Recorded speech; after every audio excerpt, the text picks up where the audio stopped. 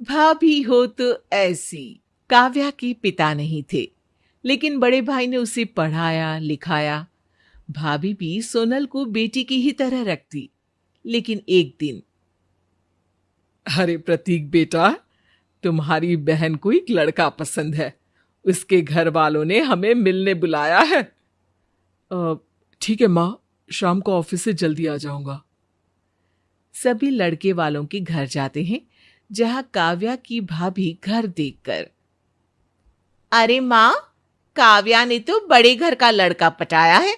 वाह, क्या शानो शौकत, नौकर चाकर, गाड़ियां तो इतनी है कि पूछो मत, और एक ही कॉलोनी में 4-4 घर। माँ जी, आपकी बेटी के तो मजे हैं। काव्या के होने वाले ससुर कहते हैं, देखिए, मेरे बेटे के लिए तो एक से बढ़कर एक रिश्ते आ रहे थे, लेकिन वो है कि काव्या से ही शादी करना चाहता है। देखिए, मेरे पति नहीं है, जो है वो बेटा ही है, तो आप इसी से बात करिए, जो भी लेन देन करना है।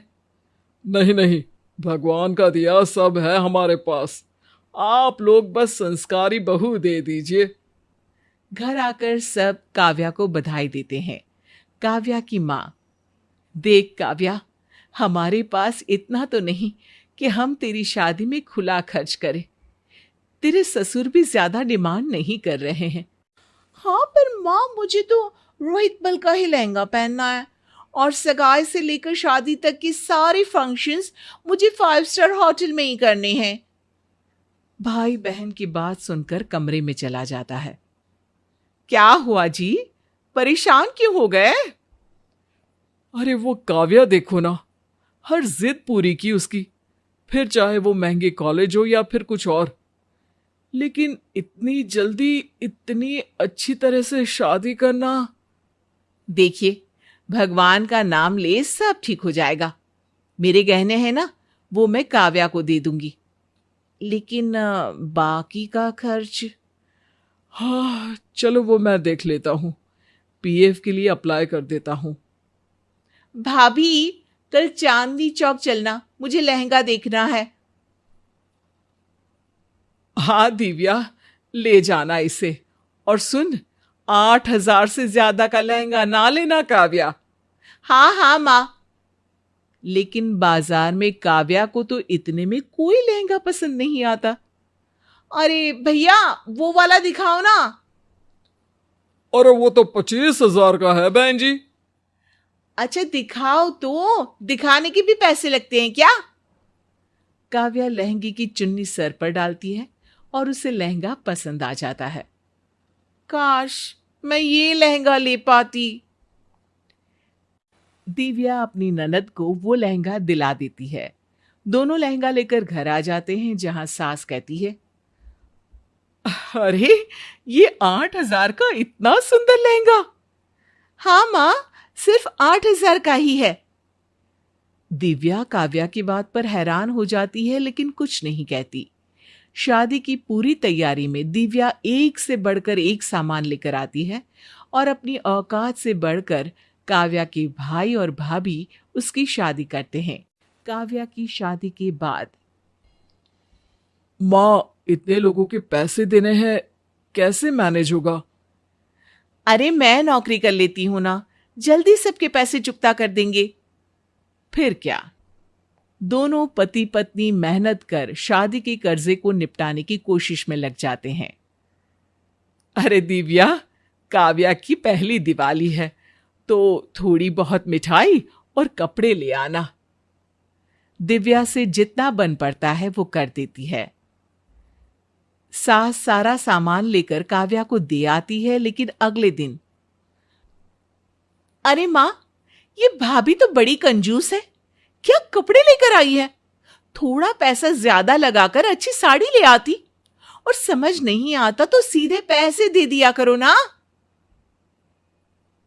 दिव्या, काव्या का पहला करवा चौथ है, तो 10,000 दिया ना। माँ जी, 10,000 जुटाना काफी मुश्किल होगा। मैं 1,000 तक का सूट और 1,000 रुपए की मिठाई देकर आती हूँ। अरे नहीं नहीं, पिछली बार भी तूने बेइज्जती की थी, अरे पहला साल ही तो देना है, फिर तो कुछ ना दो तो भी चलेगा। ऐसे कैसे कुछ ना दो माँ जी, और फिर करवा चौथ तो हमारा भी है। सास की जिद के सामने दिव्या ऑफिस से एडवांस लेकर सास को पैसे दे देती है और सास उसे बेटी को दे आती है। अरे दिव्या, इस साल करवा चौथ में तू मुझे क्या दे रही है?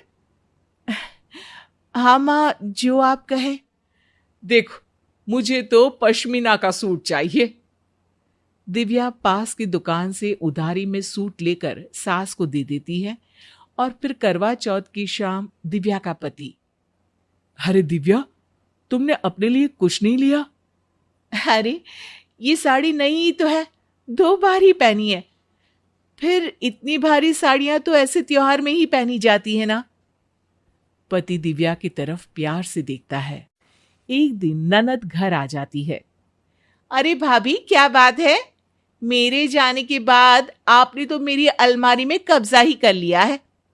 हाँ दिव्या, बस ऑफिस जाना होता है तो रोज नए कपड़े कहाँ से लाऊं? तुम्हारे कपड़े ही पहन कर जाती हूँ।